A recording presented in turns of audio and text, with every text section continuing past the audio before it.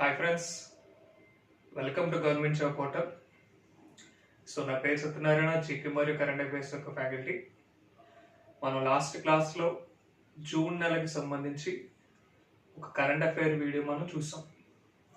అయితే కొన్ని technical problems వల్ల మీకు కరెక్ట్ టైంలో వీడియోస్ అనేది ప్రొవైడ్ చేయడానికి అవకాశం లేకుండా పోయింది. నెక్స్ట్ ప్రాబ్లం అనేది రిపీట్ అవ్వకుండా మనకి ప్రతిరోజు ఒక వీడియో అనేది వచ్చే విధంగా ప్లాన్ చేయడం జరుగుతుంది. ఇప్పుడు మనం చెప్పే కరెంట్ అఫైర్ ఏంటంటే, మనకి ఈ రోజు న్యూస్ పేపర్లో వచ్చిన కరెంట్ అఫైర్స్ని బేస్ చేసుకుని అతి ముఖ్యమైన కరెంట్ అఫైర్స్ని మనం చెప్తాం. ఇవాళ నిన్నకు సంబంధించి వచ్చే కరెంట్ అఫైర్స్ని మనం బేస్ చేసుకుని తీసుకుందాం. వాటిలో ఫస్ట్ కరెంట్ అఫైర్ గా తీసుకుంటే,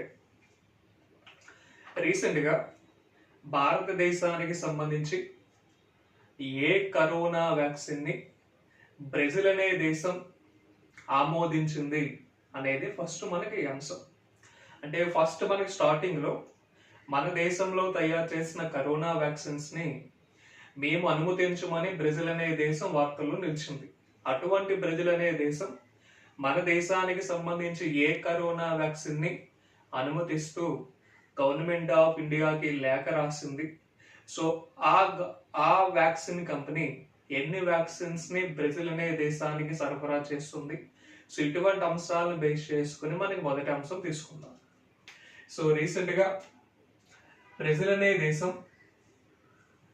భారతదేశానికి చెందిన ఏ కరోనా వ్యాక్సిన్ ని అనుమతిస్తూ మనకి లేఖ రాస్తుందంటే, కోవాక్సిన్ అనే కరోనా వ్యాక్సిన్ ని మేము అనుమతిస్తామని మన గవర్నమెంట్ ఆఫ్ ఇండియాకి లేఖ రాయడం జరిగింది.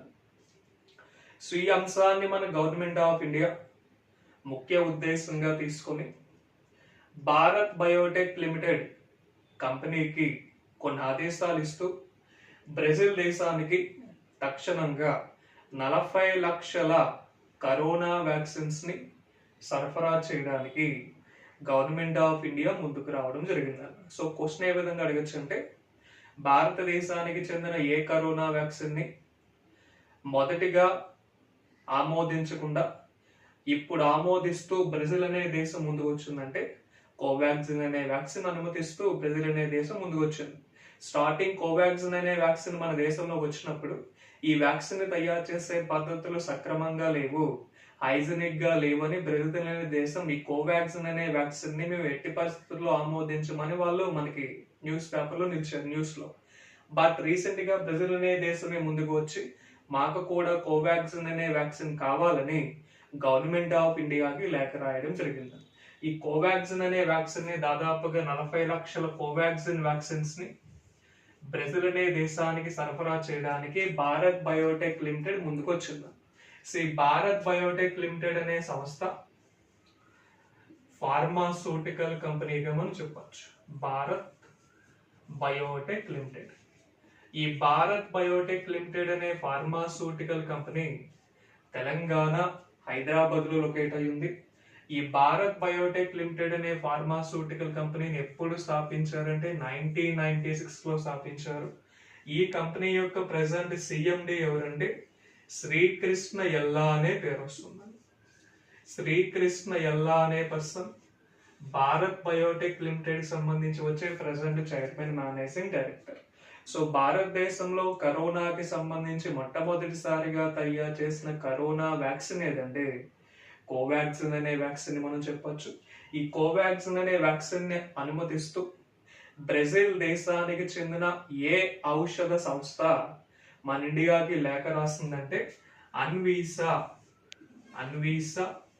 అనే బ్రెజిల్ దేశానికి చెందిన ఔషధ సంస్థ మన దేశానికి లేఖ రాయడం జరిగింది. ఈ లేఖని పరిగణలోకి తీసుకొని భారత్ బయోటెక్ లిమిటెడ్ తక్షణంగా బ్రెజిల్ దేశానికి 40 లక్షల కోవాక్సిన్ వ్యాక్సిన్ సరఫరా చేయడానికి ముందుకు రావడం జరిగింది. మన దేశం నుండి బ్రెజిల్ దేశానికి రాయబారి ఎవరంటే సురేష్ రెడ్డి అనే పేరు వస్తుంది. సురేష్ రెడ్డి అనే person Indian ambassador to Brazil. Brazil అనే దేశానికి భారతదేశం నుంచి రాయబారి ఎవరంటే సురేష్ రెడ్డి. సో మన దేశం యొక్క వ్యాక్సిన్ కోవాక్సినే కాకుండా రష్యా దేశానికి చెందిన స్ముత్నిక్ అనే వ్యాక్సిన్ ని కూడా బ్రెజిల్ అనే దేశం ఆమోదిస్తూ రష్యా దేశానికి కూడా లేఖ రాయడం జరిగిందండి. సో మన దేశం నుండి రష్యా దేశానికి రాయబారి ఎవరంటే బి వెంకటేష్ శర్మ అనే పేరు వస్తుందండి. సో రాయబారి అన్నా లేదా అంబాసిడర్స్ అన్నా ఒకటే. ఈ అంబాసిడర్స్ లేదా రాయబారులు ఏం చేస్తారంటే ఇరు దేశాలకి సంబంధించి ఏదైనా ఒప్పందాలు కుదుర్చుకోవాలన్నా, ఇరు దేశాలకి సంబంధించి ఏదైనా సమస్యల పరిష్కారానికి సంబంధించి అయినా వీళ్ళు మెయిన్ పర్సన్స్ గా మనకి వ్యవహరించడం జరుగుతుంది. సో క్వశ్చన్ ఏంటంటే రీసెంట్ గా బ్రెజిల్ అనే దేశం రష్యా దేశానికి చెందిన స్ముత్నిక్ అనే వ్యాక్సిన్ తో పాటు భారతదేశానికి చెందిన ఏ కరోనా వ్యాక్సిన్ ని ఆమోదిస్తూ ముందుకొచ్చిందంటే కోవాక్సిన్ అనే వ్యాక్సిన్ ని మనం చెప్పొచ్చు. ఆ కోవాక్సిన్ అనే వ్యాక్సిన్ ఎవరు తయారు చేస్తారంటే భారత్ బయోటెక్ లిమిటెడ్ వాళ్ళు తయారు చేస్తారు. శ్రీకృష్ణ ఎల్లా భారత్ బయోటెక్ లిమిటెడ్ కి సంబంధించి ప్రజెంట్ చైర్మన్ మేనేజింగ్ డైరెక్టర్. అన్విషా ఔషధ సంస్థ ఏ దేశానికి సంబంధించి వస్తుందంటే బ్రెజిల్ అనే దేశానికి సంబంధించి. భారతదేశం నుండి బ్రెజిల్ దేశానికి అంబాసిడర్ ఎవరంటే సురేష్ రెడ్డి. భారతదేశం నుండి రష్యా దేశానికి అంబాసిడర్ ఎవరంటే బి వెంకటేష్ శర్మ. ప్రపంచవ్యాప్తంగా కరోనాకి వ్యాక్సిన్ తయారు చేసిన మొట్టమొదటి దేశం రష్యా. సో రష్యా అనే దేశం 2020 ఆగస్టు 12వ తేదీన ప్రపంచవ్యాప్తంగా కరోనాకి సంబంధించి వ్యాక్సిన్ ని తయారు చేయడం జరిగింది. ఆ వ్యాక్సిన్ పేరే స్ముత్నిక్ వి అనేది వస్తుంది. స్ముత్నిక్ వ్యాక్సిన్ అనేది ఏ దేశానికి సంబంధించి వచ్చే వ్యాక్సిన్ అంటే రష్యాకి సంబంధించి. ప్రపంచవ్యాప్తంగా కరోనాకి సంబంధించి వ్యాక్సిన్ ని తయారు చేసిన మొట్టమొదటి దేశం ఏదంటే రష్యానే. ఆ రష్యా తయారు చేసిన వ్యాక్సిన్ పేరే స్ముత్నిక్ వి. హ్యూమన్ బీయింగ్స్ కోసం వచ్చేది స్ముత్నిక్ వి. ప్రపంచవ్యాప్తంగా జంతువుల కోసం కరోనా వ్యాక్సిన్ తయారు చేసిన దేశం అన్నా రష్యానే. ప్రపంచవ్యాప్తంగా జంతువుల కోసం రష్యా తయారు చేసిన వ్యాక్సిన్ పేరు కార్నివాక్ కవ్ అనే పేరు వస్తుందండి. సో కార్నివాక్ కవ్ అనేది జంతువుల కోసం తయారు చేసిన కరోనా వ్యాక్సిన్. ఈ కార్నివాక్ కవ్ అనే కరోనా వ్యాక్సిన్ ని ఏ దేశం వాళ్ళు తయారు చేశారంటే రష్యా దేశం వాళ్ళు తయారు చేయడం జరిగింది. సో ఈ పాయింట్ అనేది కూడా ఇంపార్టెంట్. అటు హ్యూమన్ బీయింగ్స్ కోసం కావచ్చు, ఇటు జంతువుల కోసం కావచ్చు, కరోనా వ్యాక్సిన్ ని తయారు చేసిన మొట్టమొదటి దేశం ఏదంటే రష్యానే. సో రష్యా దేశం యొక్క రాజధాని కనుక తీసుకుంటే మాస్కో. రష్యా దేశం యొక్క కరెన్సీ రూబెల్. రష్యా దేశానికి సంబంధించి ప్రెసిడెంట్ గా వ్లాదిమిర్ పుతిన్ అనే పర్సన్ ఉన్నారు. సో వ్లాదిమిర్ పుతిన్ అనే పర్సన్ రష్యా దేశానికి సంబంధించి ఏ సంవత్సరం వరకు ప్రెసిడెంట్ గా ఉంటారంటే 2036వ సంవత్సరం వరకు రష్యా ప్రెసిడెంట్ గా వ్లాదిమిర్ పుతినే ఉండాలని ఆ దేశ ప్రజలు ఆమోదించడం జరిగింది. సో ఈ అంశం కూడా మనకి చాలా చాలా ఇంపార్టెంట్. ఇక్కడ బ్రెజిల్ అనే దేశం కనుక తీసుకుంటే బ్రెజిల్ అనే దేశం యొక్క క్యాపిటల్ బ్రెసిలియా. బ్రెజిల్ అనే దేశానికి క్యాపిటల్ బ్రెసిలియా. కరెన్సీ రియాల్ అని వస్తుంది. బ్రెజిల్ అనే దేశానికి ప్రెసిడెంట్ ఎవరంటే జైర్ బోల్సినారో అనే పేరు వస్తుంది. జైర్ బోల్సినారో అనే పర్సన్ ఏ దేశానికి సంబంధించి వచ్చే ప్రెసిడెంట్ అంటే బ్రెజిల్. వ్లాదిమిర్ పుతిన్ అనే పర్సన్ ఏ దేశానికి సంబంధించి వచ్చే ప్రెసిడెంట్ అంటే రష్యా దేశానికి సంబంధించి. ఈ బ్రెజిల్ దేశానికి చెందిన బ్రెజిల్ దేశానికి చెందిన ప్రెసిడెంట్ జైర్ బోల్సినారో మనకి 2020 రిపబ్లిక్ డే సెలబ్రేషన్స్ కి చీఫ్ గెస్ట్ గా రావడం జరిగింది. సో జైర్ బోల్సినారో మనకి ఏ year republic day celebration chief guest అంటే 2020. మనం రిపబ్లిక్ డే ఎప్పుడు చెప్తాం? జనవరి 26వ తేదీ చెప్తాం. బిఆర్ అంబేద్కర్ రాసిన రాజ్యాంగాన్ని భారత రాజ్యాంగంగా గవర్నమెంట్ ఆఫ్ ఇండియా ఎప్పుడు ఆమోదించిందో ఆ తేదీనే మనం రిపబ్లిక్ డేగా చెప్తున్నాం. మనకి రిపబ్లిక్ డే అనేది ఎప్పటి నుంచి నిర్వహిస్తున్నామంటే 1950 జనవరి 26న మనకి మొట్టమొదటి రిపబ్లిక్ డే జరిగిందని. సో అప్పటి నుంచి మనం రిపబ్లిక్ డేగా జనవరి 26ను చెప్తున్నాం. రీసెంట్ గా 2020కి సంబంధించి republic day celebration chief guest ఎవరంటే జైర్ బోల్సినారో. 2021 రిపబ్లిక్ డే సెలబ్రేషన్స్ మన చీఫ్ గెస్ట్ ఎవరు రాలేదు. యాక్చువల్ రావాల్సింది మనకి బోరిస్ జాన్సన్ బ్రిటన్ ప్రధానమంత్రి రావాలి. బ్రిటన్ లో కరోనా సెకండ్ వేవ్ మళ్ళీ స్టార్ట్ అవ్వడం వల్ల బ్రిటన్ ప్రధానమంత్రి యొక్క పర్యటన క్యాన్సిల్ అయింది. మనకి first republic day celebration chief guest ఎవరంటే సుకర్నో అనే పర్సన్ ఏ దేశానికి సంబంధించి వచ్చే ప్రెసిడెంట్ అంటే ఇండోనేషియా. 1950 జనవరి 26వ తేదీన మనకి ఫస్ట్ రిపబ్లిక్ డే అనేది వస్తుంది. ఈ first republic day celebration chief guest ఎవరంటే సుకర్నో. 2021లో మనకి బోరిస్ జాన్సన్ రాలేదు కాబట్టి 2020 గురించి అడిగే అవకాశాలు ఉంటాయి. 2019 republic day celebrations chief guest ఎవరంటే దక్షిణాఫ్రికా దేశానికి చెందిన అధ్యక్షుడు వచ్చాడు. ఆయన పేరే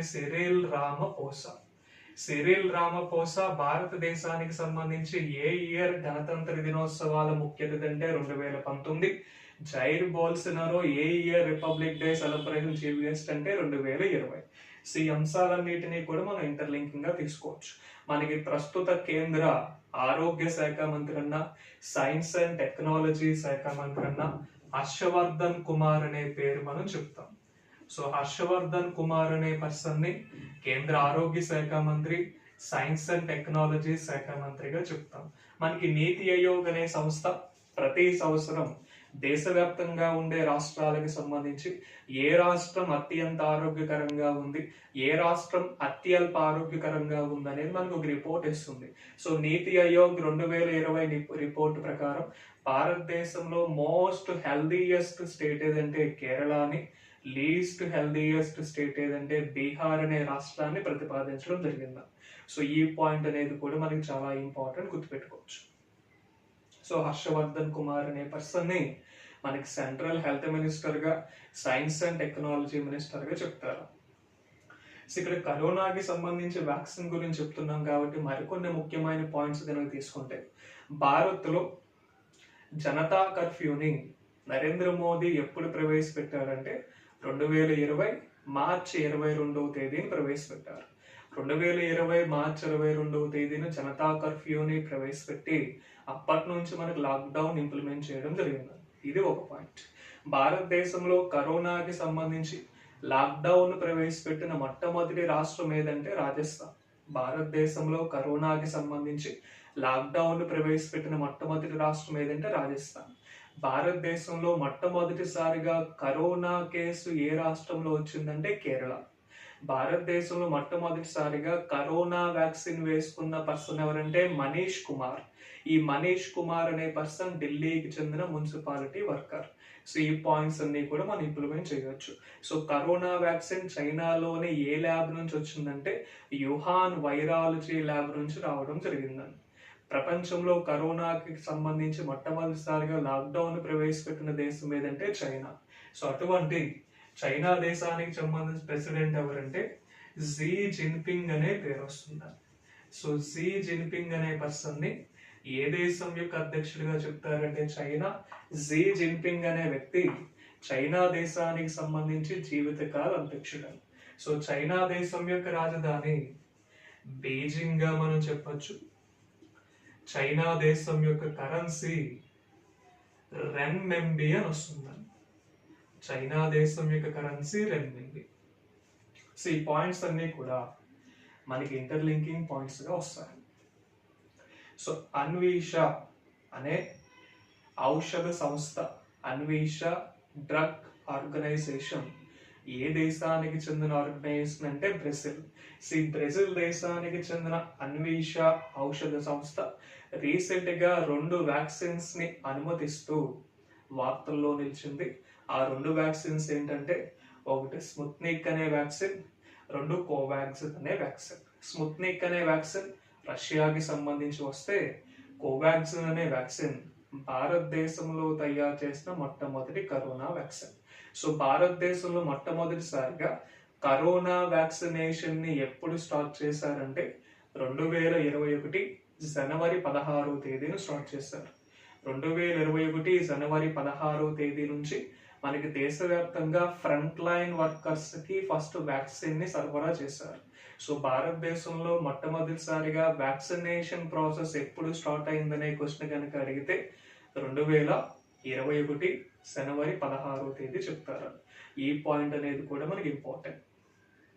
రీసెంట్ గా మనకి స్పుత్నిక్ అనే వ్యాక్సిన్ ని దేశవ్యాప్తంగా సరఫరా చేయడానికి ప్రెసెంట్ మనకి స్టార్టింగ్ లో డాక్టర్ రెడ్డీస్ ల్యాబొరేటరీస్ మాత్రమే ఉంది. ఇప్పుడు స్పుత్నిక్ అనే వ్యాక్సిన్ ని మనకి దేశవ్యాప్తంగా సరఫరా చేయడానికి 2 సంస్థలు ముందుకు రావడం జరిగిందండి. ఒకటి హెట్రో డ్రగ్స్ అనే సంస్థ, 2 serum Institute of India. So question అడగచ్చు, స్పుత్నిక్ అనే వ్యాక్సిన్ ని దేశవ్యాప్తంగా సరఫరా చేయడం కోసం డాక్టర్ రెడ్డీస్ ల్యాబొరేటరీసే కాకుండా ఒక 2 సంస్థలు ఒప్పందాలు చేసుకున్నాయి. ఆ 2 సంస్థల పేర్లు ఏంటంటే హైదరాబాద్కి చెందిన హెట్రో డ్రగ్స్ అనే సంస్థ ఒకటి, పూణేకి చెందిన సీరం ఇన్స్టిట్యూట్ ఆఫ్ ఇండియా ఒకటి. ఈ 2 సంస్థలు కూడా మనకి దేశవ్యాప్తంగా స్పుత్నిక్ అనే వ్యాక్సిన్ ని సరఫరా చేయడానికి ముందుకు రావడం జరిగిందండి. ఇప్పుడు ప్రెసెంట్ మనకి దేశవ్యాప్తంగా స్పుత్నిక్ అనే వ్యాక్సిన్ ని ఎన్ని సంస్థలు మనకి సరఫరా చేస్తున్నాయంటే 3. డాక్టర్ రెడ్డీస్ ల్యాబొరేటరీస్ ఒకటి, హెటిరో డ్రగ్స్ అనే కంపెనీ ఒకటి, అదేవిధంగా సీరం ఇన్స్టిట్యూట్ ఆఫ్ ఇండియా ఒకటి. ఈ 3 సంస్థలు ప్రెసెంట్ మనకి దేశవ్యాప్తంగా స్పుత్నిక్ అనే వ్యాక్సిన్ ని సరఫరా చేయడానికి ముందుకు వచ్చినాయి. సో హెటిరో డ్రగ్స్ యొక్క చైర్మన్ ఎవరంటే, హెటిరో డ్రగ్స్ అనే సంస్థ కేవలం భారతదేశంలోనే కాకుండా ప్రపంచవ్యాప్తంగా ఈ స్పుత్నిక్ అనే వ్యాక్సిన్ ని సరఫరా చేయడానికి ముందుకు వచ్చింది. హెటిరో డ్రగ్స్ అనే సంస్థకి సంబంధించి చైర్మన్ ఎవరంటే, హెటిరో డ్రగ్స్ అనే సంస్థకి సంబంధించి చైర్మన్ బి పార్థసారథి అనే పేరు వస్తుంది. So B Parthasarathy Hetero drugs యొక్క చైర్మన్ గా చెప్పొచ్చు, హైదరాబాద్ కి సంబంధించి వస్తున్నారు. Second, Serum Institute of India. Serum Institute of India మనకి ఎక్కడ వస్తుందంటే Pune, Maharashtra. Serum Institute of India present CMD ఎవరంటే అడార్ పూన్వాలా అనే పేరు వస్తుంది, అడార్ పూన్వాలా. సో డాక్టర్ రెడ్డీస్ ల్యాబొరేటరీసే కాకుండా దేశవ్యాప్తంగా స్పుత్నిక్ అనే వ్యాక్సిన్ ని సరఫరా చేయడానికి ఎన్ని సంస్థలు మనకు అందుబాటులోకి ఉన్నాయంటే మొత్తం 3గా వీటిని చెప్తారు. ప్రపంచవ్యాప్తంగా కరోనా వ్యాక్సిన్ ని ప్రవేశపెట్టిన మొట్టమొదటి దేశం రష్యా. హ్యూమన్ బీయింగ్స్ కోసం ప్రవేశపెట్టింది వాళ్ళే, యానిమల్స్ కోసం ప్రవేశపెట్టింది కూడా వాళ్ళే. సో రష్యా ప్రెసిడెంట్ ఎవరంటే వ్లాదిమిర్ పుతిన్ అనే పేరు వస్తుంది. ఆయన ఏ సంవత్సరం వరకు రష్యా దేశానికి సంబంధించి ప్రెసిడెంట్ గా ఉంటారంటే 2036వ సంవత్సరం వరకు ఉంటాడు. సో ఈ పాయింట్స్ అన్ని మనకి ఇంటర్లింకింగ్ గా వస్తాయి. క్లియర్? నెక్స్ట్,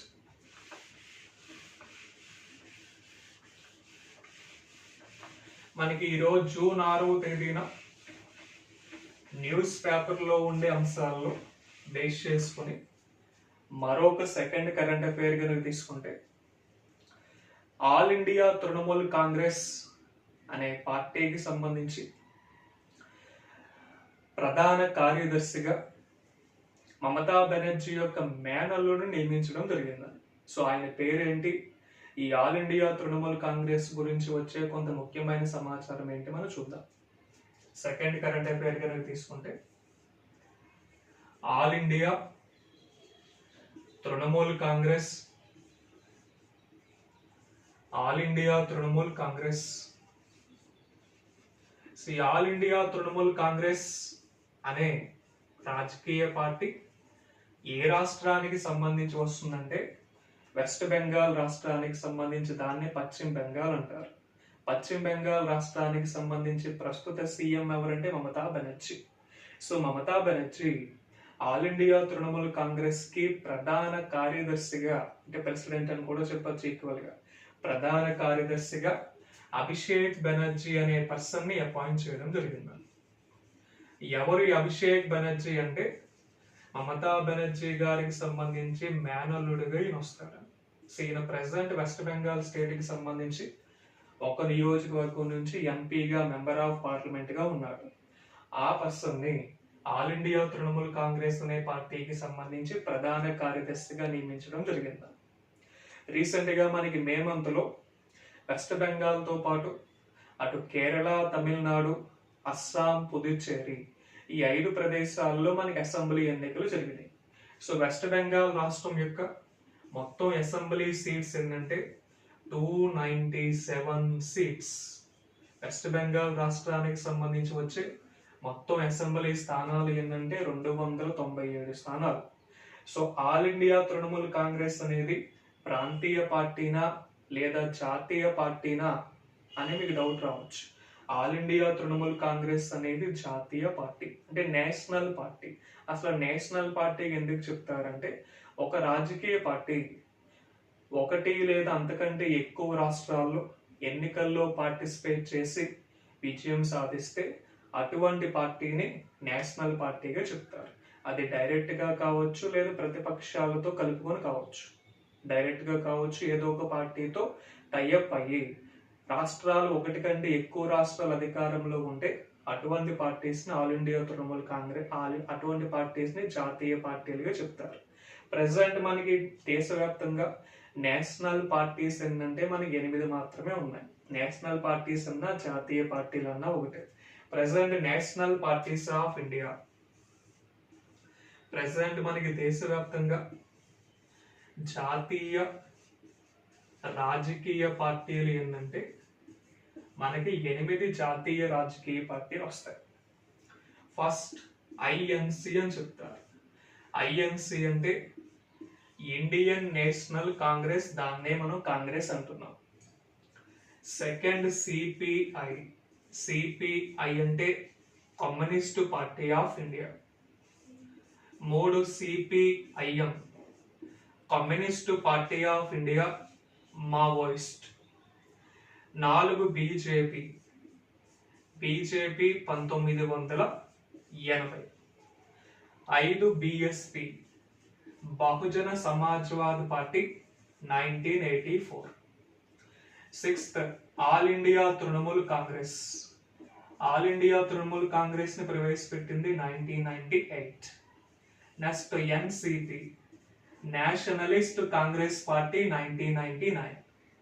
నెక్స్ట్ మనకి NPP, national people's party 2013. So మనకి జాతీయ పార్టీలు ఏంటంటే మనకి దేశవ్యాప్తంగా 8 మాత్రమే ఉన్నాయి. అదే ప్రాంతీయ పార్టీలు కనుక తీసుకుంటే ప్రాంతీయ పార్టీలన్నా రీజనల్ పార్టీస్ అన్నా ఒకటే. మనకి ప్రాంతీయ పార్టీల సంఖ్య దాదాపుగా 80+ ఉన్నాయి. అదే జాతీయ పార్టీలు మాత్రం 8 మాత్రమే ఉన్నాయి. సో అటువంటి వన్ ఆఫ్ ది నేషనల్ పార్టీగా చెప్పే ఆల్ ఇండియా తృణమూల్ కాంగ్రెస్ అనే పార్టీకి సంబంధించి ప్రధాన కార్యదర్శిగా ఎవరు అపాయింట్ అయ్యారంటే మమతా బెనర్జీ యొక్క మేనల్లుడు అభిషేక్ బెనర్జీ. సో వెస్ట్ బెంగాల్ రాష్ట్రానికి సంబంధించి మొత్తం అసెంబ్లీ సీట్స్ ఏంటంటే 297 సీట్స్ గా మనం చెప్తాం. వెస్ట్ బెంగాల్ రాష్ట్రానికి సంబంధించి గవర్నర్ ఎవరంటే, వెస్ట్ బెంగాల్ రాష్ట్రానికి సంబంధించి president CM Mamata Banerjee, governor name Jagdeep Dhankhar అనే పేరు వస్తుంది. సో జగదీప్ ధన్కడ్ అనే పర్సన్ ఏ రాష్ట్రానికి సంబంధించి గవర్నర్ అంటే west Bengal. So west Bengal అనే రాష్ట్రం మరొక అంశంలో మనకి వార్తల్లో నిలిచింది. ఏంటి అంశం అంటే, మనకి దేశవ్యాప్తంగా 45 years దాటిన వాళ్ళకి వ్యాక్సిన్స్ అనేవి వేసినప్పుడు కొన్ని పేపర్స్ అనేవి ఇస్తున్నారు. ఆ పేపర్స్ మీద మోదీ యొక్క పిక్చర్ ఉంటుంది.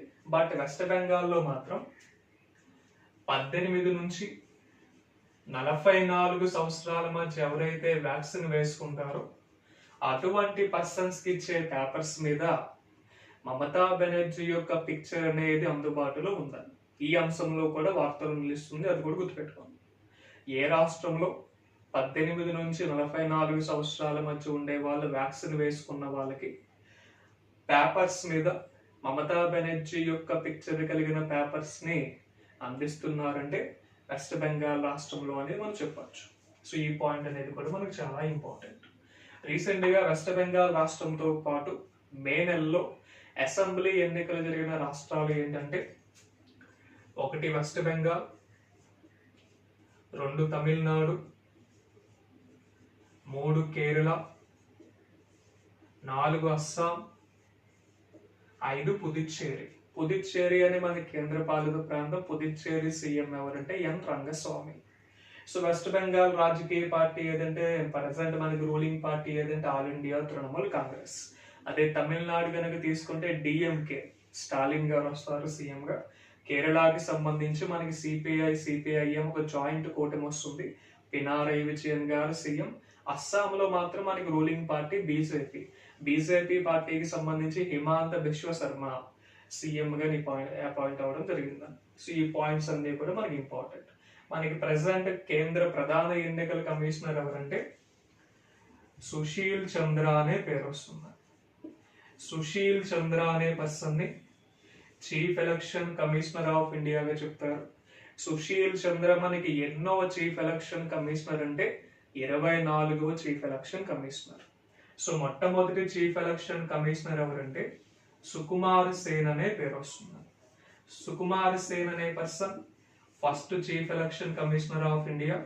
Sushil Chandra 24th chief election commissioner of India. Sukumar Sen West Bengal, Sushil Chandra Uttarakhand రాష్ట్రానికి సంబంధించి వచ్చే పర్సన్. సో మనకి దేశవ్యాప్తంగా మొట్టమొదటిసారిగా ఎన్నికలు నిర్వహించింది ఎప్పుడంటే 1952లో నిర్వహించడం జరిగింది. రీసెంట్ గా మనకి 2019లో ఎన్నోవ లోక్సభ ఎన్నికలు జరిగినాయి అంటే 17వ లోక్సభ ఎన్నికలు జరిగినాయి. మనకి దేశవ్యాప్తంగా ఎన్నికల్ని ఏ ఆర్టికల్ బేస్ చేసుకుని నిర్వహిస్తారంటే ఆర్టికల్ 324 బేస్ చేసుకుని నిర్వహిస్తారు. దేశవ్యాప్తంగా ఎన్నికల్లో ఏ ఆర్టికల్ బేస్ చేసుకుని మనం ఓటు హక్కు వినియోగించుకుంటామంటే ఆర్టికల్ 325. ఆర్టికల్ 324 అనేది దేశవ్యాప్తంగా ఎన్నికల యొక్క ప్రక్రియకి సంబంధించి వచ్చే అంశం అయితే ఆర్టికల్ 325 అనేది ఎన్నికల్లో ఓటు వేయడానికి సంబంధించి వచ్చే అంశంగా మనం తీసుకుంటాం. సో 1952 నుంచి మనకి ఎన్నికల ప్రక్రియ అనేది మనం నిర్వహించడం జరుగుతుంది. 2019లో నిర్వహించిన లోక్సభ ఎన్నికలు ఏంటంటే 17వ లోక్సభ ఎన్నికలు. మనకి 17వ లోక్సభ స్పీకర్ ఎవరంటే రాజస్థాన్ రాష్ట్రానికి చెందిన ఓం ప్రకాష్ బిర్లా అనే పర్సన్ చెప్తారు. సో ఓం ప్రకాష్ బిర్లా రాజస్థాన్ రాష్ట్రానికి సంబంధించి వచ్చే పర్సన్. ప్రెసెంట్ లోక్సభ స్పీకర్ గా ఆయనే ఉన్నారు మనకి. సో ఈ పాయింట్స్ అన్ని కూడా మనకి ఇంటర్లింకింగ్ గా తీసుకుంటాం. నెక్స్ట్ మనకి వార్తల్లో నిలిచిన అంశాల్లో మరొక ముఖ్యమైన అంశం మే నెలకి సంబంధించి జిఎస్టి యొక్క టోటల్ కలెక్షన్ గురించి మనకి వార్తల్లో నిలిచింది. అదేంటో చూద్దాం. అంటే మనకి 2017వ సంవత్సరం నుండి ఈ జిఎస్టి కలెక్షన్ ఎంత వచ్చిందనేది మనకి ప్రతి నెల ఒక నెంబర్ అనేది ఇస్తున్నారు. సో జనవరిలో ఎంత వచ్చింది, ఫిబ్రవరిలో ఎంత వచ్చింది, మార్చిలో ఎంత వచ్చింది, ఏప్రిల్లో ఎంత వచ్చింది అనేది ఇప్పటి వరకు ఇచ్చారు. అదేవిధంగా మే నెలకి సంబంధించి కూడా total GST collection of India అంటే దేశవ్యాప్తంగా కలెక్ట్ అయిన జిఎస్టి ఎంత అనేది కూడా మనకి వార్తల్లో నిలిచింది. దాని గురించి ఒకసారి మనం తీసుకుందాం. ఫస్ట్ మనం ఈ జిఎస్టి బిల్లుని ఎప్పుడు ప్రవేశపెట్టారో చూద్దాం. జిఎస్టి అంటే ఫస్ట్ మనకి తెలియాలి. జిఎస్టి అంటే goods and service tax. Goods and service tax గా చెప్తారు. అంటే సేల్స్ ట్యాక్స్ ని సర్వీస్ ట్యాక్స్ ని రీప్లేస్మెంట్ చేస్తూ వచ్చింది జిఎస్టి. సో ఈ జిఎస్టి బిల్ ని మనకి ఎప్పుడు ప్రవేశపెట్టారంటే 2017 జూలై 1వ తేదీన ప్రవేశపెట్టడం జరిగింది. సో 2017 జూలై 1వ తేదీ నుంచి మనకి జిఎస్టి బిల్ అనేది మనకి దేశవ్యాప్తంగా అమలైంది. జిఎస్టి బిల్లుని కేంద్ర ప్రభుత్వం ప్రవేశపెట్టినప్పుడు ఏ రాష్ట్రం మొట్టమొదటిసారిగా ఆమోదించింది అనేది క్వశ్చన్ అడగచ్చు. జిఎస్టి బిల్లుని ఆమోదించిన మొట్టమొదటి రాష్ట్రం ఏదంటే అస్సాం అనే రాష్ట్రాన్ని మనం చెప్పొచ్చు. సో ఇక్కడ జిఎస్టి బిల్లుకి సంబంధించి మే మంత్ టోటల్ కలెక్షన్ ఎంత? మే మంత్ యొక్క టోటల్ కలెక్షన్ 102,709 కోట్లు జిఎస్టి కలెక్షన్ వచ్చిందని మనకి ఫైనాన్స్ శాఖ ఇచ్చిన రిపోర్ట్ అండి. ఆర్థిక శాఖ మంత్రి ఇచ్చిన రిపోర్ట్ ప్రకారం మే నెలకి సంబంధించి 2021 మే నెలకి సంబంధించి టోటల్ జిఎస్టి కలెక్షన్ వాల్యూ 102,709 కోట్లు. ఈ 102,709 కోట్లు ఏప్రిల్ నెలతో కంపేర్ చేస్తే 27% తక్కువ. అదే 2020 మే మంత్ తో కంపేర్ చేస్తే 65% ఎక్కువ. సో క్వశ్చన్ చూడండి ఏ విధంగా అడగచ్చు. మే మంత్కి సంబంధించి టోటల్ జిఎస్టి కలెక్షన్ మనకి ఇక్కడ కనబడుతుంది. ఏప్రిల్ నెలకి సంబంధించి ఎంత పర్సెంట్ తక్కువ అంటే 27% తక్కువ. అదే లాస్ట్ ఇయర్ మే నెలకి సంబంధించి ఎంత పర్సెంట్ ఎక్కువ అంటే 65% ఎక్కువ. క్వశ్చన్ ఈ విధంగా కూడా అడగచ్చు. అదే ఏప్రిల్ నెలకి సంబంధించి టోటల్ జిఎస్టి కలెక్షన్ ఎంతంటే 1,23,000 కోట్ల రూపాయలుగా మనం చెప్పచ్చు. ఇంకా రఫ్ వస్తుంది 1.23 lakh crore గా మనం చెప్పొచ్చు. ఏప్రిల్ నెలకి సంబంధించి total GST collection value 1.23 lakh crore. So 1.23 lakh crore అనేది ఏప్రిల్ నెలకి సంబంధించి వచ్చే జిఎస్టి కలెక్షన్ అంటే 1.02 lakh crore అనేది మే మంత్కి సంబంధించి వచ్చే GST collection. So goods and service tax GST అనేది మనకి ప్రత్యక్ష పన్నులో వస్తుందా లేదా పరోక్ష పన్నులో వస్తుందంటే పరోక్ష పన్నులో వస్తుందా అంటే ఇండైరెక్ట్ ట్యాక్స్. డైరెక్ట్ ట్యాక్సెస్ లో మనకి ఇన్కమ్ ట్యాక్స్ కావచ్చు, కార్పొరేట్ ట్యాక్స్ కావచ్చు, వెల్త్ ట్యాక్స్ కావచ్చు, క్యాపిటల్ గెయిన్ ట్యాక్స్ కావచ్చు. ఇవన్నీ మనకి డైరెక్ట్ ట్యాక్సెస్ లో వస్తాయి. సేల్స్ ట్యాక్స్, సర్వీస్ ట్యాక్స్ లాంటివన్నీ కూడా మనకి ఇండైరెక్ట్ ట్యాక్సెస్ లో వస్తాయి. సో ఈ పాయింట్ మనం చాలా ఇంపార్టెంట్ చూసుకోండి. సో మనకి దేశవ్యాప్తంగా జిఎస్టి బిల్ ని అమలు చేయడానికి సంబంధించి వచ్చే ఆర్టికల్ ఏంటంటే 279A ఆర్టికల్ అనేది జిఎస్టి బిల్ యొక్క ఇంప్లిమెంటేషన్ సంబంధించి వచ్చే ఆర్టికల్. జిఎస్టి సవరణ బిల్లు కనుక తీసుకుంటే 101, జిఎస్టి రాజ్యాంగ సవరణ చట్టం కనుక తీసుకుంటే 122గా మనం చెప్పొచ్చు. జిఎస్టి సవరణ బిల్లు 101, సవరణ చట్టం 122 అనేది జస్ట్ నార్మల్ గుర్తుపెట్టుకొని చదవాలి. సో దేశవ్యాప్తంగా జిఎస్టి బిల్లుని ప్రవేశపెట్టినప్పుడు ఏ రాష్ట్రం మొదటిసారిగా ఆమోదించిందంటే అస్సాం. సో అస్సాం రాష్ట్రానికి సంబంధించి క్యాపిటల్ గనక తీసుకుంటే దిస్పూర్ అనేది వస్తుంది. ప్రజెంట్ హిమాంత బిశ్వ శర్మ సీఎం గా ఉన్నాడు. అదేవిధంగా జగదీష్ ముఖి అనే పర్సన్ గవర్నర్ గా ఉన్నాడు. సో ఈ పాయింట్ పరంగా వీటిని మనం తీసుకోవచ్చు. మనకి కేంద్ర ఆర్థిక శాఖ మంత్రి ఎవరంటే నిర్మలా సీతారామన్ అనే పేరు చెప్పచ్చు.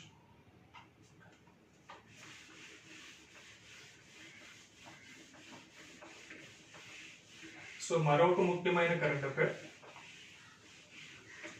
మనకి ఈ 2 రోజుల్లో వార్తల్లో నిలిచిన అంశాల్లో మరొక ముఖ్యమైన important event June 5. So June 5 అనేది మనకి ఎగ్జామ్ ఓరియంటేషన్ పరంగా చాలా మెయిన్ ఇంపార్టెంట్ ఈవెంట్ అన్నది. మనకి చాలా సంవత్సరాలకి సంబంధించి కాంపిటేటివ్ ఎగ్జామ్స్ లో పర్యావరణ అంశాలకి సంబంధించి ఏదైనా దినోత్సవం అడగాలంటే కంపల్సరీ జూన్ 5 గురించి అడుగుతాడు. సో జూన్ 5గా మనం దేన్ని చెప్తాం? వరల్డ్ ఎన్విరాన్మెంట్ డేగా చెప్తాం. వరల్డ్ ఎన్విరాన్మెంట్ డే అన్న ప్రపంచ పర్యావరణ దినోత్సవం అన్న ఒకటే. ఈ డే యొక్క ముఖ్యమైన ఉద్దేశం ఏంటంటే ప్రపంచవ్యాప్తంగా పర్యావరణ అంశాలను అభివృద్ధి చేయడానికి సంబంధించి ప్రవేశపెట్టిన day.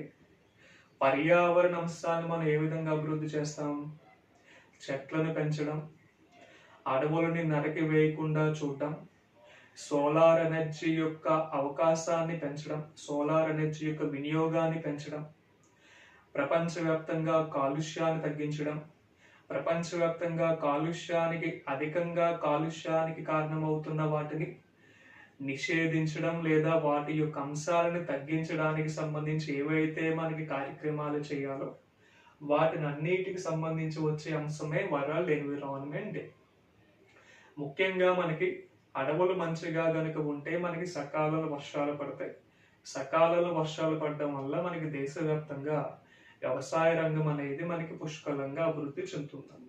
So world environment day అన్న ప్రపంచ పర్యావరణ దినోత్సవం అన్న ఒకటే జూన్ 5వ తేదీ చెప్తారు. సో ఈ జూన్ 5వ తేదీ అనేది ప్రపంచ పర్యావరణ దినోత్సవం.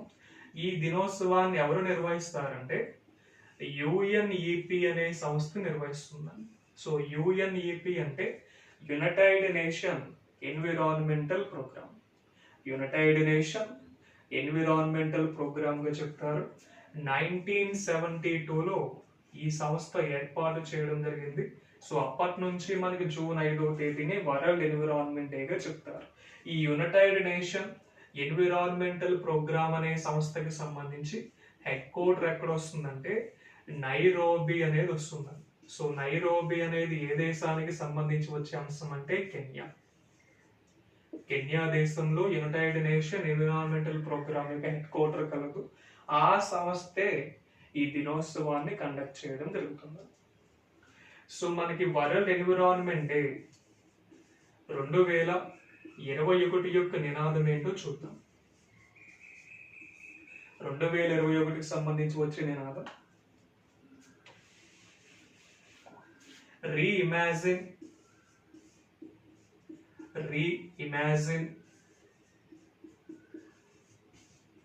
recreate,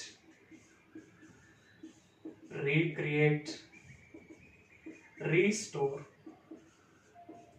ఇది 2021వ సంవత్సరానికి సంబంధించి వచ్చే ప్రపంచ పర్యావరణ దినోత్సవం యొక్క నినాదంగా చెప్పచ్చు. రీఇమాజిన్, రీక్రియేట్, రీస్టోర్ అనేది ఏ సంవత్సరం యొక్క ప్రపంచ పర్యావరణ దినోత్సవం యొక్క నినాదం అంటే 2021కి సంబంధించి వచ్చే అంశం. సో మనకి భారతదేశ వ్యాప్తంగా అటవీకరణ సంరక్షణ కోసం వచ్చే ఆర్టికల్ ఏదంటే 48A అనేది వస్తుంది. సో దేశవ్యాప్తంగా అడవుల సంరక్షణ కోసం మనకి ఏ ఆర్టికల్ వస్తుందంటే 48A. సో మనకి దేశవ్యాప్తంగా అడవులు అధికంగా ఉండే రాష్ట్రం ఏదంటే మధ్యప్రదేశ్గా మనం చెప్పచ్చు. దేశవ్యాప్తంగా అడవులు తక్కువగా ఉండే రాష్ట్రం ఏదంటే హర్యానా అనే రాష్ట్రం చెప్పచ్చు. ఒక మధ్యప్రదేశ్ రాష్ట్రంలోనే మనకి దేశవ్యాప్తంగా ఉండే మొత్తం అటవీకరణ విస్తీర్ణం ఎంతంటే 80.73 మిలియన్ హెక్టార్స్. 80.73 మిలియన్ హెక్టార్స్ అనేది దేశవ్యాప్తంగా ఉండే అటవీకరణ విస్తీర్ణం. ఈ 80.73 మిలియన్ హెక్టార్స్ లో అరౌండ్ 30.73% ఫారెస్ట్ ఏరియా ఒక మధ్యప్రదేశ్ లోనే కలదు.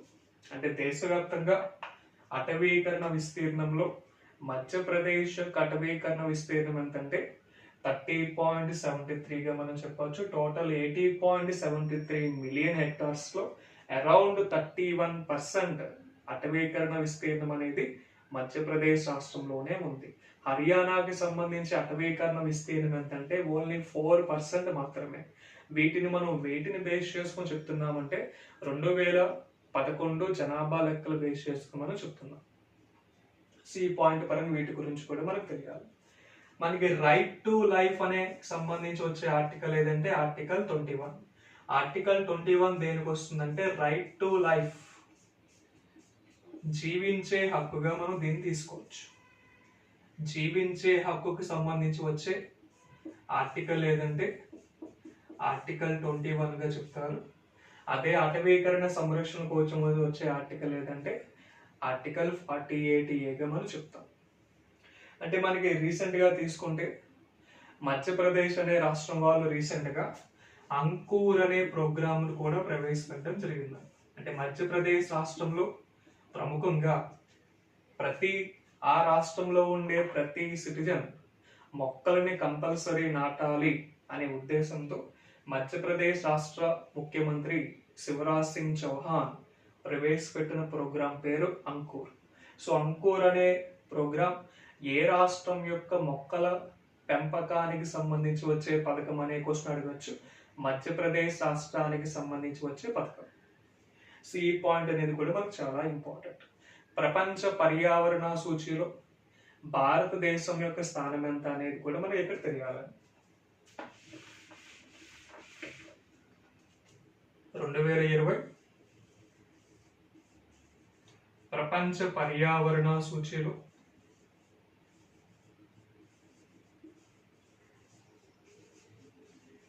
సూచి అన్నా ఇండెక్స్ అన్నా ఒకటే.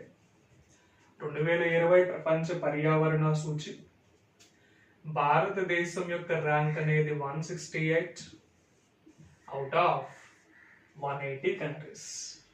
అంటే పర్యావరణ సంరక్షణలో భారతదేశం అనేది చాలా లీస్ట్ స్థానంలో ఉన్న కంట్రీగా మనం చెప్పచ్చు. అంటే చాలా డేంజర్ జోన్లో మనం ఉన్నాం. ప్లాస్టిక్ యొక్క ప్రివెన్షన్ మనకి లేదు.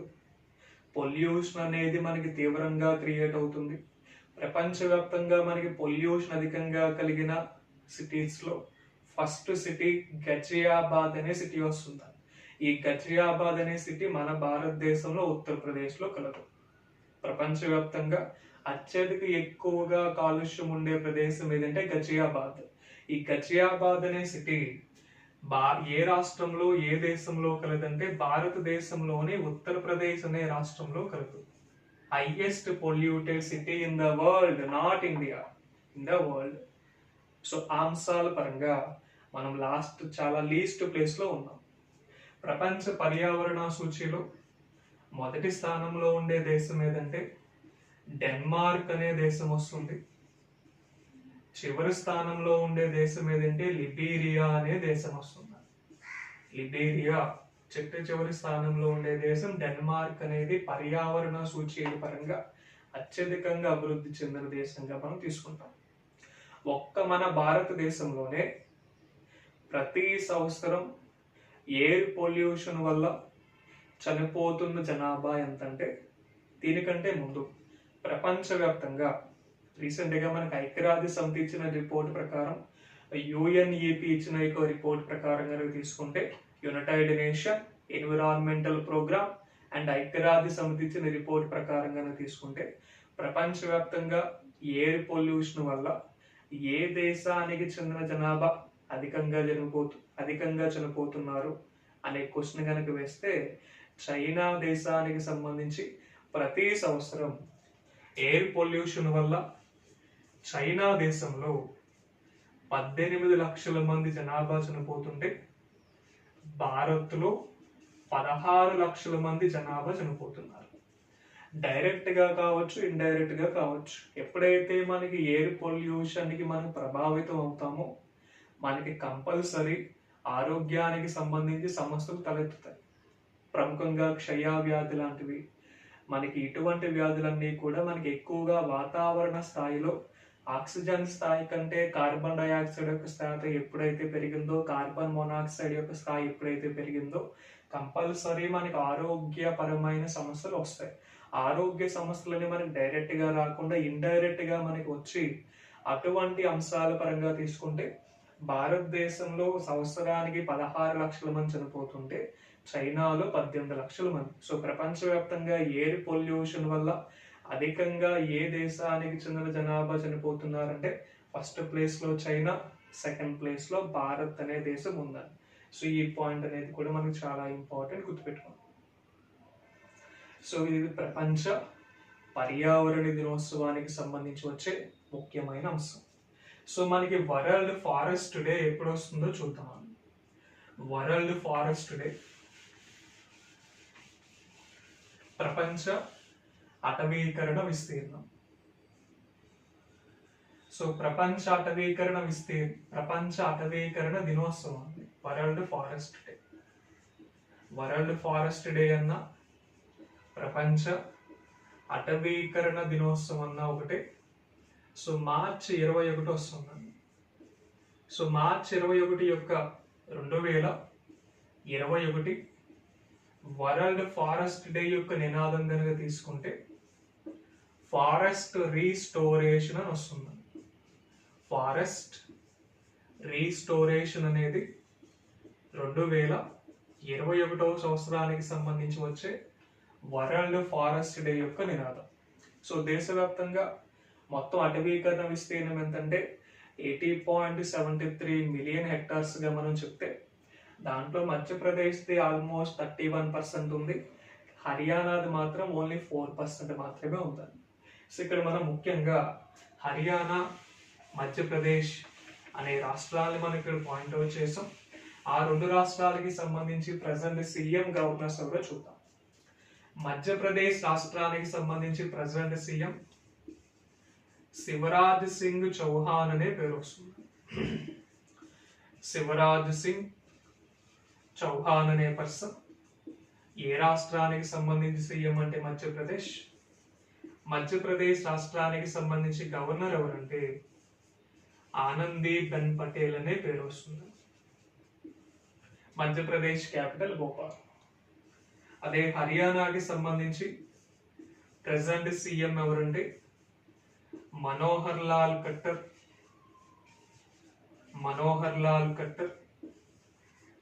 హర్యానాకి సంబంధించి ప్రెసెంట్ గవర్నర్ ఎవరంటే సత్యదేవ్ నారాయణ్. హర్యానాకి సంబంధించి క్యాపిటల్ ఏమొస్తుందంటే చండీగఢ్ అనేది వస్తుంది. సో ఈ అంశాల పరంగా కూడా ఈ రెండు రాష్ట్రాలు మనం తీసుకుంటాం. సో ప్రపంచ పర్యావరణ దినోత్సవం యొక్క నినాదం రీఇమాజిన్, రీక్రియేట్, రీస్టోర్గా మనం చెప్తాం. వరల్డ్ ఫారెస్ట్ డే యొక్క నినాదం ఫారెస్ట్ రీస్టోరేషన్ గా మనం చెప్తాం. ప్రపంచ పర్యావరణ సూచీలో భారతదేశం యొక్క స్థానం ఎంత అంటే 168. ఎన్ని దేశాల్లో అంటే 180. ఫస్ట్ ప్లేస్ లో ఉన్న దేశం ఏదంటే డెన్మార్క్, చివరి స్థానంలో ఉన్న దేశం ఏదంటే లిబెరియా. ప్రపంచవ్యాప్తంగా మనకి ఐక్యరాజ్య సమితికి సంబంధించి వచ్చే UNEP ప్రోగ్రామ్ యొక్క సర్వేలో భాగంగా ప్రతి సంవత్సరం వాయు కాలుష్యం వల్ల అధికంగా ఏ దేశానికి చెందిన జనాభా చనిపోతున్నారంటే చైనా 18 లక్షల పైనే, దాని తర్వాత ఇండియా 16 లక్షల పైనే. ఈ పాయింట్స్ అన్ని కూడా మనకి ఇంటర్లింకింగ్ గా చెప్పచ్చు.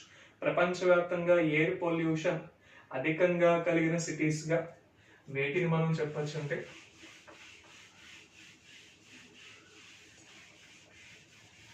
ప్రపంచవ్యాప్తంగా ఎయిర్ పొల్యూషన్ అధికంగా ఉండే సిటీస్ టాప్ 5 సిటీస్ గా వేటిని రీసెంట్ గా మనకి ఐక్యరాజ్య సమితి గుర్తించిందంటే ఫస్ట్ ప్లేస్ లో గజియాబాద్ అనేది వస్తుంది. సెకండ్ ప్లేస్ లో హటన్ అనే సిటీ వస్తుంది. థర్డ్ ప్లేస్ లో గుజరాన్ వాలా అనే సిటీ వస్తుంది. ఫోర్త్ ప్లేస్ లో ఫైసలాబాద్ అనే సిటీ వస్తుంది. ఫిఫ్త్ ప్లేస్ లో ఢిల్లీ అనేది వస్తుంది. సో ప్రపంచవ్యాప్తంగా ఎయిర్ పొల్యూషన్ అధికంగా కలిగిన సిటీస్ లో టాప్ 5 సిటీస్ గా వీటికి మనం తీసుకుంటాం. గజియాబాద్ ఒకటి, హటన్ ఒకటి, గుజరాన్ వాలా ఒకటి, ఫైసలాబాద్ ఒకటి, ఢిల్లీ ఒకటి. సో గజియాబాద్ భారతదేశానికి సంబంధించి వచ్చే సిటీ, ఉత్తరప్రదేశ్ లో కలదు. హటన్ అనేది చైనాకి సంబంధించి వచ్చే సిటీ. గుజరాన్ వాలా కావచ్చు, ఫైసలాబాద్ కావచ్చు, ఈ రెండు పాకిస్తాన్ దేశానికి సంబంధించి వచ్చేవి. ఢిల్లీ అనేది భారతదేశానికి సంబంధించి వచ్చాయి. అంటే ప్రపంచవ్యాప్తంగా ఎయిర్ పొల్యూషన్ అధికంగా ఉండే సిటీస్ లో టాప్ 5 లో మనమే 3 ఉన్నాం, 2 ఉన్నాం. పాకిస్తాన్ 2, చైనా 1. ఈ పాయింట్స్ అన్ని కూడా మనకి చాలా ఇంపార్టెంట్, గుర్తుపెట్టుకోండి. నెక్స్ట్ మరొక ముఖ్యమైన కరెంట్ అఫైర్. రీసెంట్ గా భారతదేశానికి చెందిన ఏ సాఫ్ట్వేర్ సంస్థ మొట్టమొదటిసారిగా యూరోపియన్ యూనియన్ కి చెందిన ఒక దేశంలో ఇన్నోవేషన్ సెంటర్ ని ప్రారంభించింది అనే క్వశ్చన్ అడగచ్చు. ఇప్పుడు దాకా మనకి యూరోపియన్ యూనియన్ దేశాల్లో మనకి ఇన్నోవేషన్ సెంటర్స్ అనేవి లేవన్న, బట్ మొట్టమొదటిసారిగా మన ఇండియాకి చెందిన ఒక సాఫ్ట్వేర్ సంస్థ యూరోపియన్ ఖండానికి చెందిన ఒక దేశంలో ఇన్నోవేషన్ సెంటర్ ని ప్రవేశపెట్టడం జరిగింది. అంటే డిజిటల్ టెక్నాలజీ డెవలప్మెంట్ కి సంబంధించి ఏ సాఫ్ట్వేర్ సంస్థ ఇన్నోవేషన్ సెంటర్ ని ప్రవేశపెట్టిందంటే సో మనకి TCS అనే సంస్థ. TCS అంటే మనందరికీ తెలుసు Tata consultancy services. Tata consultancy services అనే సంస్థ రీసెంట్ గా డిజిటల్ టెక్నాలజీ డెవలప్మెంట్ కి సంబంధించి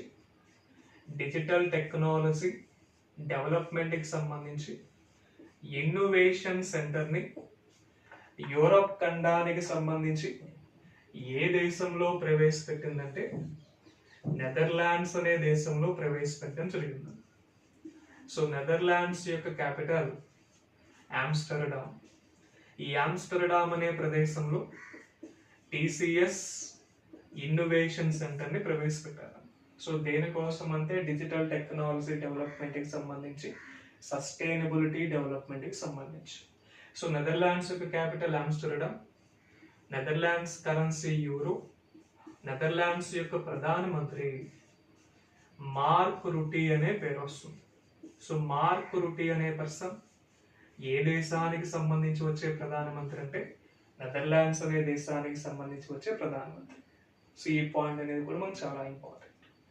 టీసీఎస్ అనే సంస్థని ఎప్పుడు స్థాపించారంటే 1968 ఏప్రిల్ 1న స్థాపించడం జరిగింది. టీసీఎస్ యొక్క సిఇఓ గనుక తీసుకుంటే రాజేష్ గోపీనాథ్ అనే పేరు వస్తుంది. టీసీఎస్ ప్రెసెంట్ సిఇఓ ఎవరంటే రాజేష్ గోపీనాథ్ అని చెప్పొచ్చు. టీసీఎస్ని ఎప్పుడు స్థాపించారంటే 1968 ఏప్రిల్ 1. టీసీఎస్ యొక్క హెడ్ క్వార్టర్ ఢిల్లీ. సో ఈ పాయింట్స్ పరంగా మనం చెప్పవచ్చు. సో మన దేశానికి సంబంధించి వచ్చే సాఫ్ట్వేర్ కంపెనీస్లో హైలీ ప్రాఫిట్ మేకింగ్ సాఫ్ట్వేర్ కంపెనీస్లో ఫస్ట్ ప్లేస్లో ఎవరు ఉన్నారంటే ఫస్ట్ ప్లేస్లో టీసీఎస్ ఉంది. సెకండ్ ప్లేస్లో ఇన్ఫోసిస్ అనే సంస్థ ఉంది. థర్డ్ ప్లేస్లో విప్రో అనే సంస్థ ఉంది. అంటే మన దేశానికి సంబంధించి వచ్చే సాఫ్ట్వేర్ కంపెనీస్లో ఏ కంపెనీస్ అయితే 5 లక్షల కోట్ల మార్కుని దాటుతాయో ఆ కంపెనీస్ని హైలీ ప్రాఫిట్ మేకింగ్ కంపెనీస్గా చెప్తారు. సో మనకి దేశవ్యాప్తంగా 5 లక్షల కోట్ల కంపెనీస్గా మనం వేటిని చెప్తామంటే ప్రజెంట్ టాప్ 3లో ఉండే కంపెనీస్గా టీసీఎస్ని, ఇన్ఫోసిస్ని, విప్రోని చెప్తారు. ఆల్రెడీ టీసీఎస్ సిఇఓ పేరు మనం చూసాం. ఇన్ఫోసిస్ సిఇఓ సలీల్ పరేఖ్ అనే పేరు వస్తుంది. సలీల్ పరేఖ్ అనే పర్సన్ ఇన్ఫోసిస్ యొక్క సిఇఓ. సో విప్రో చైర్మన్ ఎవరంటే అజీమ్ ప్రేమ్జీ అనే విప్రో చైర్మన్ రషీద్ ప్రేమ్జీ అనే పేరు వస్తుంది. రషీద్ ప్రేమ్జీ అనే పర్సన్ ఏ సాఫ్ట్వేర్ సంస్థకి సంబంధించి వచ్చే చైర్మన్ ఎవరంటే విప్రో సంస్థకి సంబంధించి. సో మనకి సాఫ్ట్వేర్కి సంబంధించి వచ్చే ప్రముఖమైన సంస్థ ఏదంటే మైక్రోసాఫ్ట్. మైక్రోసాఫ్ట్ యొక్క ఫౌండర్స్ ఎవరంటే బిల్ గేట్స్. సో మైక్రోసాఫ్ట్ అనే సంస్థని ప్రవేశపెట్టింది ఎప్పుడంటే 1975లో ప్రవేశపెట్టారు. మైక్రోసాఫ్ట్ యొక్క సిఇఓ సత్య నాదెల్లా అనే పేరు వస్తుంది. సో రీసెంట్గా మైక్రోసాఫ్ట్ సంస్థ యొక్క ఫౌండర్గా పేరు పొందిన బిల్ గేట్స్ ప్రపంచవ్యాప్తంగా పర్యావరణ పరిరక్షణ కోసం $1 బిలియన్ యొక్క ఫండ్ను కూడా కేటాయించడం జరిగింది. ఈ పాయింట్ చాలా ఇంపార్టెంట్, గుర్తుపెట్టుకోవాలి. జూన్ 5వ తేదీ 2021 తేదీన బిల్ గేట్స్ ప్రపంచవ్యాప్తంగా పర్యావరణ పరిరక్షణ కోసం ఎన్ని $1 బిలియన్ యొక్క ఫండ్ని ప్రకటించారంటే $1 బిలియన్ యొక్క ఫండ్ని బిల్ గేట్స్ వాళ్ళు ప్రకటించడం జరిగిందని. సో ఈ పాయింట్ అనేది కూడా మనకి చాలా ఇంపార్టెంట్, గుర్తుపెట్టుకోవాలి. అదే నెదర్లాండ్స్ అనే దేశం గురించి మనం తీసుకుంటే 2018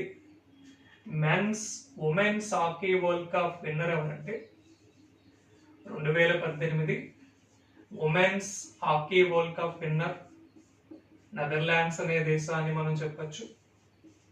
రన్నర్ ఎవరంటే ఐర్లాండ్ అనే దేశాన్ని మనం చెప్పచ్చు. 2018లో ఉమెన్స్ హాకీ వరల్డ్ కప్ అనేది లండన్లో జరిగింది. ఆ టోర్నమెంట్లో విన్నర్గా నెదర్లాండ్స్ వస్తే రన్నర్గా ఐర్లాండ్ వస్తుంది. So Indian men's hockey team captain ఎవరు, Indian women's hockey team captain ఎవరు తీసుకుందాం. Indian men's hockey team captain Manpreet Singh అనే పేరు వస్తుంది. సో మన్ప్రీత్ సింగ్ అనే పర్సన్ని Indian men's hockey team captain గా చెప్తారు. Indian women's hockey team captain ఎవరంటే రాణి రాంపాల్ అనే పేరు మనం చెప్పచ్చు. రాణి రాంపాల్ అనే పేరు వస్తుంది.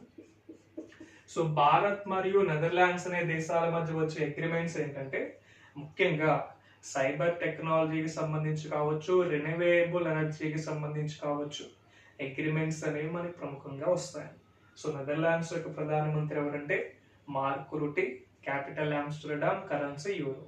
సో టీసీఎస్ అనే సంస్థ రీసెంట్గా ఏ దేశంలో ఇన్నోవేషన్ సెంటర్ని ప్రవేశపెట్టిందంటే నెదర్లాండ్స్ అనే దేశంలో ప్రవేశపెట్టడం జరిగింది. నెదర్లాండ్స్ అనే దేశం 2018 ఉమెన్స్ హాకీ వరల్డ్ కప్ యొక్క విన్నర్ గా మనం చెప్పొచ్చు. 2018 ఉమెన్స్ హాకీ వరల్డ్ కప్ ఎక్కడ జరిగిందంటే లండన్, యూకేలో జరిగింది. సో ఈ పాయింట్స్ అన్ని మనకి ఇంటర్లింకింగ్ వస్తాయి, చూసుకోవాలి. సో రిమైనింగ్ కరెంట్ అఫైర్స్ అనేవి మనం నెక్స్ట్ క్లాసెస్లో మనం డీల్ చేద్దాం. All the best. Thank you.